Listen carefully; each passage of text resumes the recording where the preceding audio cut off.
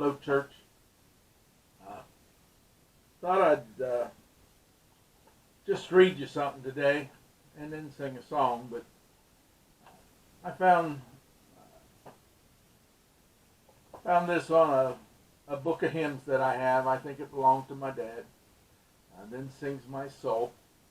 150 of the world's greatest hymn stories.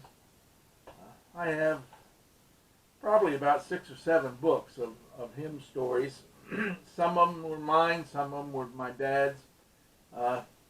And today's his birthday, so I guess it's appropriate that I read a hymn story from a book that he passed on down to me. But I think you'll find it interesting.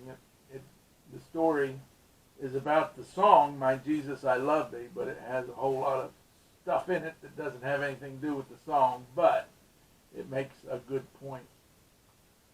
The young people of today are utterly dissolute and disorderly. Fumed, grumpy old Martin Luther in the 16th century. The philosopher Plato agreed, the youth are rebellious, pleasure-seeking, and irresponsible, he wrote. They have no respect for their elders. Socrates complained, children now love luxury. Wonder what luxury was in the days of Socrates. I think our definition of luxury has changed. They have bad manners, contempt for authority. They show disrespect for elders and love chatter. An inscription on a 6,000-year-old Egyptian tomb says this: we live in a decadent age. Young people are no longer respecting their parents. They are rude and impatient. They inhabit taverns and have no self-control. And then it goes on, the next time you think the modern generation is going from bad to worse, remember that God always has a rich handful of teenage heroes ready to change the world. In Bible times, we read of Joseph, the dreamer, Daniel in Babylon, David, the giant killer, and the Virgin Mary, likely still just a teen when she gave birth. In our own day, we've been deeply moved by young people like 17-year-old Cassie Burnell of Littleton, Colorado. If you don't remember her story, she was shot for her faith during the Columbine shootings. Some of our greatest hymns, and I didn't realize this, but some of our greatest hymns were written by young adults. Isaac Watts, and if you flip through our hymn book, there's quite a number from Isaac Watts, wrote most of his hymns at about the age of 19. The poet John Milton was 15 when he wrote, Work for the night is coming. Oh, I skipped a line. Let us with Gladstone mind. John Milton, I think, also wrote Paradise Lost, but I don't know how old he was when he wrote that. Work for the Night is Coming was written by an 18-year-old. And the hymn that we're going to look at, My Jesus I Love Thee, was written by William Ralph Featherston at age 16. They don't know a whole lot about the surrounding of when he wrote that and why he wrote it, but many believe that it was celebrating his conversion to Christ when he was 16 years old. He sent it to an aunt out in California.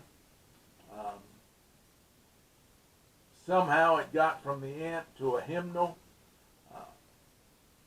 where the author was attributed to be anonymous. It eventually was put together with him. But a 16-year-old writing, "My Jesus, I love thee." You know, I like and have worked with teenagers for years. We'll be overseeing the senior week of camp for the teens this summer. Just spent the last 11 years working in camps with teens and kids. I'm not sure I've ever met one in this day and age that would have wrote a song like "My Jesus, I Love Thee." But I have been impressed with very many of them over the years, and they've gone on to serve the Lord, in part because of commitments they made as teenagers. Some of those commitments put me to shame. But a 16-year-old wrote these words: "My Jesus, I love thee. I know thou art mine.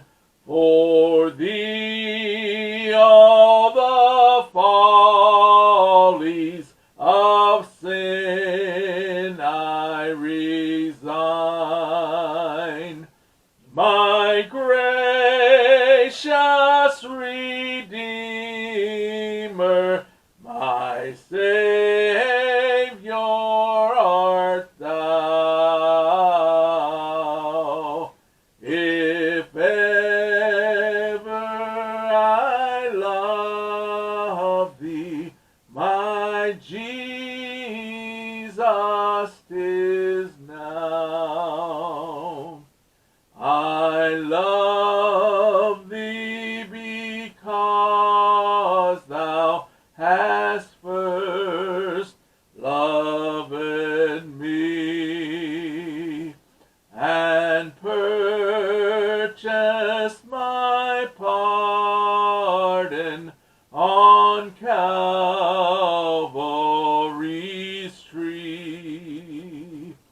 I love thee for wearing the thorns on thy brow. If ever I love thee, my Jesus, 'tis now. I love thee in life, I will love thee in death, and praise thee as long as thou lendest me breath, and say when the death dew lies cold on my brow. If ever I love thee, my Jesus, 'tis now. In mansions of glory and endless delight, I'll ever adore thee in heaven so bright. I'll sing with the glittering crown on my brow. If ever I love thee, my Jesus, 'tis now. I like the way the song basically fills in from birth to death to glory, but it always ends in the present. If ever I loved thee, my Jesus, it's right now. It's right at this moment. We need to remember that Our walk with Jesus is moment by moment, day by day. And we need to always be in an ongoing, never-ending love affair with the God of glory that did all that he had to in order to make us his. We're the bride of Christ. He's never stopped loving us. And his love is present, it's past, it's future, but it's always there. It never leaves us. He never changes.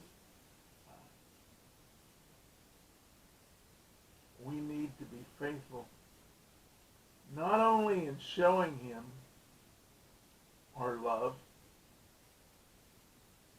but in showing the world that we love God, that we love Jesus Christ, our Savior, our Redeemer, our Creator. Looking forward to sharing again from the book of Colossians this Sunday. If you want to read ahead a little bit, we're in Colossians chapter 2. God is so good, and he is definitely enough. God bless. See you Sunday.